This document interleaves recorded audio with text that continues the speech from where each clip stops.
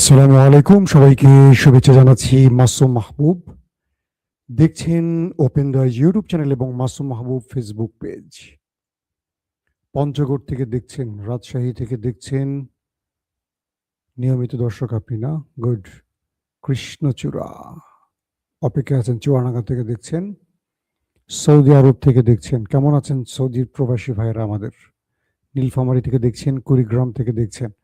ওকে, সুনামগঞ্জ থেকে দেখতে পাচ্ছেন, মুর্শিদাবাদ পশ্চিমবঙ্গ, ফ্রম কানাডা থেকে দেখছেন মঞ্জুরুল হাসান। দর্শক, বেশ কিছু গুরুত্বপূর্ণ খবর আছে আজকে আমাদের হাতে। প্রথম গুরুত্বপূর্ণ খবরটি কি? ইরানের গ্যাস ফিল্ডে হামলার প্রতিবাদে ইরান পুরো মধ্যপ্রাচ্যের 9টি দেশে বড়সড় অ্যাটাক করেছে। জ্বলছে সৌদি আরব, কাতার, কুয়েত এবং পাশাপাশি আক্রমণ হয়েছে নেতা সাহেবের বাড়িতেও। প্রশ্ন হলো, ইরান আক্রান্ত হলো ট্রাম্প এবং ইসরায়েল দ্বারা। প্রতিশোধটা একটু শক্তভাবে নিল মধ্যপ্রাচ্যে কেন? 2 নম্বর গুরুত্বপূর্ণ খবর, ইরানে আমেরিকা যে কোনো সময় কমান্ডো বাহিনী নামাচ্ছে। ট্রাম্পের পরবর্তী টার্গেট কি? ট্রাম্প কি এবার সফল হতে পারবেন? এই দুটো প্রসঙ্গ নিয়ে আরো অনেকগুলো আলোচনা থাকবে আজকের আলোচনায়। আশা করি আজকের বিষয়টি খুব গুরুত্বপূর্ণ, আপনারা একটু মন দিয়ে শুনবেন। দেখতে এবং শুনতে পাচ্ছেন ক্লিয়ার না? সৌদি আরবের রিয়াদ থেকে দেখছেন, পশ্চিমবঙ্গ, ভারত, রবিউল খান, ব্রাহ্মণবাড়িয়া, আসাম। জি, আমি আপনাদের দেখতে পাচ্ছি। আপনারা যেখান থেকে যারা দেখছেন সবার জন্য আমার ভালোবাসা থাকবে। কালকে সৌদি আরবে হয়তো ঈদ হবে, পরের দিন বাংলাদেশে, কালকে হয়তো পৃথিবীর বহু দেশেও ঈদ হবে, কিন্তু ঈদের আমেজটা পাচ্ছি না। তার প্রধান কারণ, মুসলিম বিশ্ব জড়িয়ে আছে একটা ভয়ঙ্কর টেনশনে। দুটো শক্তি পুরো মুসলিম বিশ্বকে বিভাজিত করতে চাইছে। ইরান, আমেরিকা, ইসরায়েল লড়াইটা হলেও পুরো মধ্যপ্রাচ্য সহ মুসলিম বিশ্ব এই যুদ্ধে যে কোনো সময় জড়িয়ে যেতে পারে, এমনটি ধারণা করা হচ্ছে। এখন পর্যন্ত আরবরা ইরানে পাল্টা আঘাত করেনি বলে সব থেমে আছে, কিন্তু যখন আরবদের ধৈর্যের বাঁধ ভেঙে যাবে তখন আমরা আশা করতে পারি, যদি এটা আমাদের আশা না, যে এই লড়াইটা চলে যাবে পুরো মুসলিম বিশ্বের মধ্যে, আর তখনই কেটে পড়বে দুটো দেশ যারা যুদ্ধটা শুরু করেছে। ইরানের গ্যাস ফিল্ডে হামলার পর ইরান ঘোষণা দিয়েছে আর কোনো গ্যাস ফিল্ড থাকবে না মধ্যপ্রাচ্যে। ইরান বলেছিল যে আমাদের চোখে হামলা হলে আমরা চোখ নেব, আমাদের যেখানেই হামলা হবে আমরা সেই জায়গায় হামলা করব। এরপর কাতারের সবচেয়ে বড় গ্যাস ফিল্ড, সেখানে আক্রমণ করলো ইরান। তারপর সৌদি আরবের গুরুত্বপূর্ণ তেল ক্ষেত্রগুলোতে আক্রমণ করলো ইরান। চলছে সিরিজ, কাতার, কুয়েত, আরব আমিরাত, কোনোটা বাদ যাচ্ছে না। সৌদি আরব খেপে গেছে। সৌদি আরব বলল এনাফ ইজ এনাফ, আর না, যথেষ্ট হয়েছে। এবার পাকিস্তানকে বলছে তোমরা নেমে আসো আমাদের সাথে, আমরা প্রতিরোধ গড়তে চাই। কাতার তার দেশ থেকে ইরানের দূতাবাস বন্ধ করে দিয়েছে, ইরানের কর্মকর্তাদের অবাঞ্ছিত ঘোষণা করেছে। কুয়েত এখনো কোনো সিদ্ধান্ত না নিলেও আরব লীগের বৈঠক চলছে, বা আরব নেতাদের বৈঠক চলছে, একাধিক নেতাদের মধ্যে আলাপচারিতা চলছে। তুরস্ক, মিশর এবং পাকিস্তান, আজারবাইজান সহ আরো কয়েকটি মুসলিম দেশ আরবের পররাষ্ট্রমন্ত্রীদের সাথে বসছেন, একাধিকবার, কালকেও বসছেন। তারা বলছেন কিভাবে যুদ্ধ বন্ধ করা যায়। এরদোয়ান সাহেব চিন্তা করছেন এই যুদ্ধটা যদি মুসলিম দেশের মধ্যে ছড়িয়ে পড়ে তাহলে মুসলমানদেরই সবচেয়ে বেশি ক্ষতি। এই যুদ্ধে মুসলিম দেশগুলো সবচেয়ে বেশি ক্ষতিগ্রস্ত হচ্ছে, তাই যে কোনোভাবে এই যুদ্ধটা তিনি বন্ধ করতে চাইছেন। কিন্তু যুদ্ধ কি বন্ধ হচ্ছে? দুটো প্রশ্ন। ইরানের আক্রমণ গালফ কান্ট্রিতে, মানে মুসলিম কান্ট্রিতে, এটা কি বৈধ না অবৈধ? দুটো প্রশ্ন ওঠে। এক, আক্রমণ তো করছে আমেরিকা, ইসরায়েল, ধোলাইটা কেন হচ্ছে আরব দেশে? ইরানের বক্তব্য হলো যে আরবের ঘাঁটিগুলো ব্যবহার করে আমাদেরকে আক্রমণ করা হয়। এক, আমরা যখন ওই দেশটিতে নেতা সাহেবের দেশে আক্রমণ চালাই, আরব তার প্রতিরক্ষা ব্যবস্থা দিয়ে সব ঠেকিয়ে দেয়, কিন্তু ওই দেশটি যখন আমাদের উপর আক্রমণ করে আরবরা, কোনো প্রতিরক্ষা ব্যবস্থা ব্যবহার করে না। অর্থাৎ আরবদের একটা সম্মতি আছে বলে ইরান মনে করছে। তাই ইরান এই মুহূর্তে যে কার্ডটি খেলতে চাইছে, কারণ মধ্যপ্রাচ্যের তেল গ্যাসের উপর আমেরিকার অর্থনীতি টিকে আছে। তো ইরানকে যখন তেল গ্যাসে আঘাত করবে, ইরান আমেরিকার স্বার্থ সংশ্লিষ্ট জায়গাগুলোতে আক্রমণ করবে। এটা হলো ইরানের মূল পরিকল্পনা, যাতে করে ইরান তার দেশের মধ্যে আক্রমণ ঠেকাতে পারে। কাতারের সবচেয়ে বড় গ্যাস ফিল্ডে যখন কালকে আক্রমণ করলো, একদম বড়সড় আক্রমণ হলো। আমি স্যাটেলাইট ইমেজ দেখলাম, পুরোটার মধ্যে কয়েকটা স্তরে আগুন ধরে শেষ। এটাকে রিভিল করতে হলে, পুনঃসংস্কার করতে হলে কয়েক বছর লেগে যাবে। এবং ইউরোপ একটা ভয়াবহ টেনশনে আছে, যে কোনো সময় ইউরোপ অন্ধকার হয়ে যেতে পারে তেল এবং গ্যাসের প্রয়োজনে। এখন আসলে করবেটা কি? ইরানের সামনে পথ কিন্তু খোলা নেই।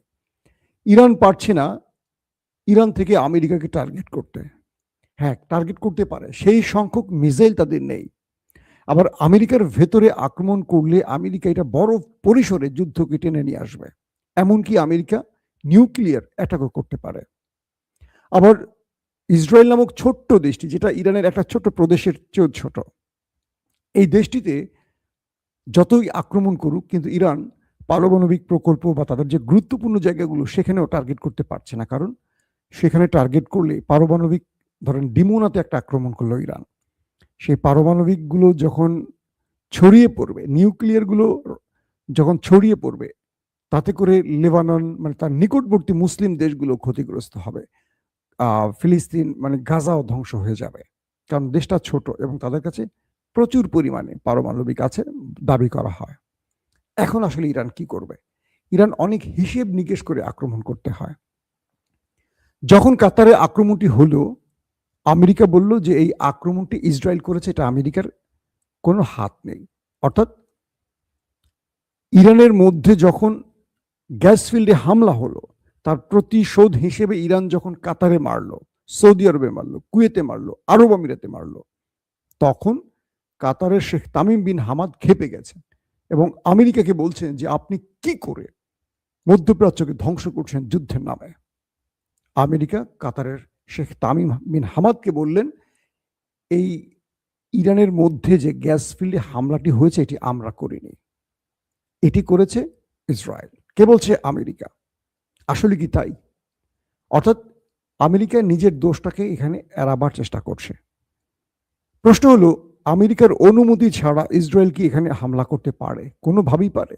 যদি তাই করে ইসরায়েল, তাহলে আমেরিকা ইসরায়েলকে প্রশ্ন করছে না কেন বা থামাচ্ছে না কেন? মূলত নেতা সাহেব চাইছেন ইরান ধ্বংস হোক এবং এই ধ্বংস খেলায় দাজ্জালের আগমনকে তারা শিগগিরই মনে করছেন। অর্থাৎ ইরান শেষ হয়ে গেলে দাজ্জাল আসবে, মসজিদুল আকসা শেষ হবে, থার্ড টেম্পল তৈরি হবে। এটি তারা 1 থেকে 2 বছরের মধ্যে করতে চাইছেন। এই মিশনে তারা এখন খেলছেন। কিন্তু পৃথিবী এটা বুঝলেও কিচ্ছু করার নেই। ডোনাল্ড ট্রাম্পের পুরো সিস্টেম, রাষ্ট্র, প্রশাসন তার এগেনস্টে চলে গেল। তিনি যুদ্ধটাকে আরো বড় পরিসরে নিতে চাইছেন। তিনি কি করছেন? হরমুজ প্রণালী দখল করবেন। এখন পর্যন্ত হরমুজে তার জাহাজই ঢুকতে পারছে না, যেটা ঢুকছে সেটা আক্রান্ত হয়ে পালিয়ে যাচ্ছে। এখন তিনি নতুন করে একটা পরিকল্পনা গ্রহণ করেছেন, আর সেটা হলো কি? তিনি ইরানে কমান্ডো বাহিনী নামাবেন। মার্কিন বড় বড় গণমাধ্যম বলছে আমেরিকা চূড়ান্ত সিদ্ধান্ত নিয়েছে যে তারা এখন কমান্ডো নামাবে ইরানে। তাদের প্রধান টার্গেট খার্গ দ্বীপটি তারা দখল করবে। খার্গ দ্বীপটি কি আপনারা জানেন যারা নিয়মিত ভিডিও দেখেন? এটি হলো ইরানের তেল রপ্তানির প্রধান জায়গা। পৃথিবীতে ইরান প্রায় 80 থেকে 90% তেল খার্গ দ্বীপ থেকে পাঠিয়ে থাকে। এইটা দখল করা মানে ইরানকে পঙ্গু করে দেয়া। এবং এইটার দাবি কিন্তু আরেকটা রাষ্ট্র করে থাকে, তার নাম হলো আরব আমিরাত। ইরান মনে করছে আরব আমিরাতের ইশারা এই কাজটি আমেরিকা করছে। ট্রাম্পের দ্বিতীয় টার্গেট হলো তারা কমান্ডো বাহিনী নামিয়ে ইরানের ইউরেনিয়াম চুরি করবে। ইরান বলছিল প্রয়োজনে আমাদের ইউরেনিয়াম আমরা রাশিয়ায় পাঠিয়ে রাখবো। আমেরিকা রাজি হয়নি। আমেরিকার কথা হলো এটা আমাদেরকে দিয়ে দাও। ইরান বলছে যে না, পৃথিবী উল্টে গেল সম্ভব না। প্রশ্ন হতে পারে এখন, আমেরিকা যে কমান্ডো বাহিনী নামাবে ইরানে, সেখান থেকে তাদের সেনারা বেঁচে আসতে পারবে? সাম্প্রতিক যতগুলো যুদ্ধ বিশ্লেষণ করলে দেখবেন, ভিয়েতনাম, ইরাক, আফগান, সিরিয়া, প্রত্যেকটা জায়গায় দেখেছি লেজ গুটিয়ে ট্রাম্প বাহিনীকে পালাতে হয়েছে। 20 বছর আফগানের থেকেও তারা বিজয় নিয়ে ফিরতে পারেনি। ইরান আফগানের চেয়ে বড় দেশ, চারদিক থেকে পাহাড় পর্বতে বেষ্টিত একটি দেশ। এখানে ঢুকবে আর কমান্ডো বাহিনী জীবিত ফিরে যেতে পারবে কিনা, এটারও একটা বড় প্রশ্ন আছে। কিন্তু ট্রাম্প বলছেন প্রয়োজনে আমাদের কিছু কমান্ডো প্রাণ হারাক, কিন্তু ইরানের ইউরেনিয়াম আমাদের লাগবে এবং খার্কদ্বীপ আমাদের লাগবে। খার্কদ্বীপ কেন লাগবে? এখান থেকে ইরানের গ্যাস এবং তেল তারা নিতে চায়। আসলে যুদ্ধটা এখন বোঝা যাচ্ছে তেল এবং গ্যাসকে লুট করার প্রধান টার্গেট। পশ্চিমা দুনিয়া আরব রাষ্ট্রে যতগুলো অভিযান চালিয়েছে কোনো না কোনো অভিযোগ তুলে, মূলত তাদের নেপথ্যের টার্গেট হলো সেই দেশের সম্পদ বা খনিজ চুরি করা। ইরানের গণমাধ্যমগুলো বলছে বা মধ্যপ্রাচ্যের সামরিক বিশ্লেষকরা বলছে, ইরান এমন একটি জাতি যারা এই যুদ্ধে শেষ লড়াইটা, তাদের একজন সৈন্য থাকলেও সেই লড়াইটা চালিয়ে যাবে। তো এখান থেকে কি করে আমেরিকা বিজয় নিয়ে ফিরবে বা তার টার্গেট ফুলফিল করবে, যেখানে তারা আফগানেই ব্যর্থ হয়েছে। আফগানের কাছে কিছু ছিল না, তারা মানদাতা আমলের কিছু বন্দুক ছাড়া, তাদের কাছে আর কিছু হাতে তৈরি কিছু রকেট ছাড়া। ইরানের কাছে তো অনেক আধুনিক জিনিস আছে, পাশাপাশি চীন, রাশিয়া ইরানকে প্রতিনিয়ত দিচ্ছে আধুনিক ড্রোন বা বিভিন্ন সামরিক অস্ত্র। এখন আমেরিকা এই অঞ্চলটিতে ঢুকে কমান্ডো বাহিনী নামাবে, নামিয়ে তারা খার্কদ্বীপ দখলের চেষ্টা করবে। ইরান কি করতে পারে? ইরান বলছে যে আমরা অপেক্ষায় আছি মার্কিনীদের, তারা আসবে এবং তাদেরকে আমরা কফিনে করে ফেরত পাঠাবো।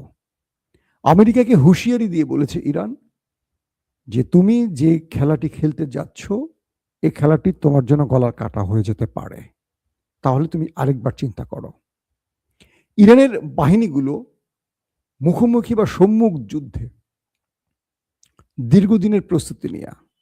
এই অঞ্চলে মধ্যপ্রাচ্যে ইসরায়েল কেন ইরানকে ভয় পায়? তার মানে কিছু আছে তাদের মধ্যে। যে বাহিনীর একজন নেতা মৃত্যুর সঙ্গে সঙ্গে সেই স্থানটি খালি থাকে না, সেকেন্ডের মধ্যে সেখানে আরেকজন মৃত্যুর জন্য প্রস্তুত হয়ে যায়, সেই বাহিনীকে হারানো কি সম্ভব হবে আমেরিকার? ইরানের সামনে সবচেয়ে বড় বিপদ হলো ঘরের শত্রু বিভীষণ, অর্থাৎ দেশটির মধ্যে বহুজাতিক বিশ্বাসঘাতক আছে, যারা আমেরিকা ইসরায়েলকে পথ চিনিয়ে ইরান পর্যন্ত নিয়ে আসবে।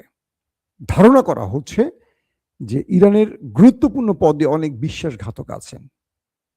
একটা ছোট উদাহরণ দিলে বুঝবেন যে ভেনেজুয়েলার মাদুরোকে কিডন্যাপ করার আগে যারা তথ্য দিয়ে সহযোগিতা করেছিল আমেরিকার কমান্ডো বাহিনীকে, তাদেরকে বিশাল অঙ্কের একটা পুরস্কার ঘোষণা করেছিল আমেরিকা।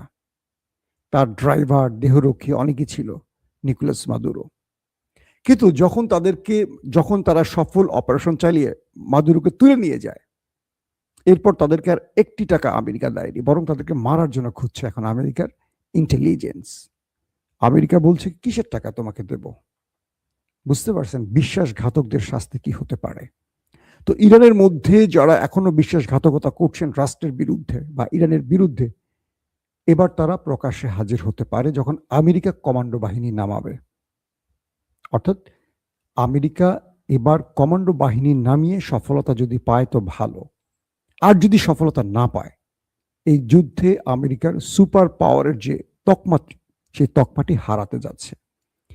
ইরান বলছে মার্কিন কমান্ডোকে আমরা ফেরত যেতে দেব না। দুটো জিনিস, ইরানের এই বিশাল আয়তনের দেশের ভেতরে পাহাড় পর্বত, গুহা, মাটির নিচে সুড়ঙ্গ পথ, এক ফিলিস্তিনে বা গাজায় ইসরায়েল যে চেষ্টাটি করেছে, এই লম্বা সময় যুদ্ধ শেষ করে তারা সফলতা পায়নি। ইরানের এই বিশাল শক্তির বিরুদ্ধে মার্কিনীরা কতজন কমান্ডো বাহিনী পাঠাবে? কমান্ডো বাহিনী যেখানে পা রাখবে সেখানে কি কোনো মাইন পোতা আছে কিনা জানে তারা? তারা পাহাড় বেষ্টিত অঞ্চল দিয়ে প্রবেশ করবে কিন্তু বের হতে পারবে? এই পাহাড় বেষ্টিত অঞ্চলে মার্কিনীরা আফগানেই ব্যর্থ হয়েছে, ইরানে কিভাবে সফলতা পাবে? নানান রকম এখন প্রশ্ন আসছে। ট্রাম্প এই যুদ্ধ না থামিয়ে যদি এটাকে কমান্ডো বাহিনী নামিয়ে স্থল যুদ্ধে নিতে চায়, এটা আমেরিকার জন্য অনেক বড় বিপদ আসতে পারে। আমেরিকার সাবেক সামরিক কর্মকর্তারাই ইতিমধ্যে বলা শুরু করেছেন। এখন ইরান অপেক্ষায় আছে কখন মার্কিনিরা স্থল অভিযান চালাবে। আর খার্কদ্বীপ বা ইউরেনিয়াম এই দুটো ইরানের মূল শক্তির কেন্দ্র বলা যায়। ইরান এটাকে রক্ষার জন্য তার সর্বোচ্চটা করবে। প্রশ্ন হলো, এই যুদ্ধে কি ইরানের পাশে কেউ দাঁড়াবে? দাঁড়াবে না। ইতিমধ্যে তুরস্ক, মিশর বা আজারবাইজান, পাকিস্তান তারা নেপথ্য থেকে চাইছে যেন এই যুদ্ধে মুসলমানরা জড়িত না হয়। এখন পর্যন্ত কাতার, সৌদি আরব উত্তেজিত কথা বললেও তারা যুদ্ধে জড়ায়নি। তবে এই আরব দেশগুলো বলছে আর না, ধৈর্যের বাঁধ ভেঙে গেছে। পাকিস্তানের জনগণ বলে দিয়েছে সরকারকে কোনোভাবেই যেন পাকিস্তান কোনো মুসলিম দেশের বিরুদ্ধে যুদ্ধে না জড়ায়। কিন্তু এই দেশগুলো তো দরিদ্র দেশ, এরা ভাড়া খাটে। কিন্তু এই ডাকে আমাদের বাংলাদেশকে ডাকেনি আরবরা। কেউ বাংলাদেশের সামরিক বাহিনীকে গোনায় ধরতেছে না, এটা আমাদের জন্য খুবই দুঃখজনক। আমাদের আসলে গোনায় না ধরার কারণ আছে, কারণ আমরা ইন্টারনাল পলিটিক্স নিয়ে ব্যস্ত আছি। কাকে কিভাবে ইঞ্জিনিয়ারিং করে ক্ষমতায় বসানো যায় সেই কাজটি আমরা করছি। আমাদের সেনাবাহিনীর ভাবমূর্তি এই যাবৎ মানে এখন পর্যন্ত আমরা দেখিনি আন্তর্জাতিকভাবে বাংলাদেশের প্রধানমন্ত্রী বা বাংলাদেশের সেনা প্রধানকে কেউ তলব করছে বা ডেকে নিয়েছে বা পরামর্শ করেছে। আমরা আশা করব আমাদের দেশটা সামনের দিকে আরো সামরিক ক্ষেত্রে উন্নয়নের বা উন্নত হবে। আমরা বিশ্বের কাছে একটা শক্তিধর রাষ্ট্র হিসেবে নিজেকে প্রমাণ করতে পারবো। তো এখন এই মুহূর্তে দুটো বিপদ। এক, আরব রাষ্ট্র যদি জড়িয়ে যায় এই যুদ্ধে, ইরানের জন্য টেনশনের কারণ হবে। টেনশনটা কি হবে? ইরান তখন হাত খুলে পুরো আরবটাকে ধ্বংস করে ফেলবে, বিনিময় ইরানও ধ্বংস হবে। আর এখন যদি আরবরা একটু ধৈর্য ধারণ করে একটা কাজ করতে পারে, সেটা হলো তাদের ভূমি এবং আকাশ ইরানের শত্রুদের জন্য বন্ধ করে দিতে পারে, তাহলে ইরান এই যুদ্ধটা ইরান তাদের উপর আক্রমণটা বন্ধ করবে। কারণ ইউরোপ এখন পর্যন্ত আমেরিকাকে তাদের আকাশ ব্যবহার করতে দেয়নি।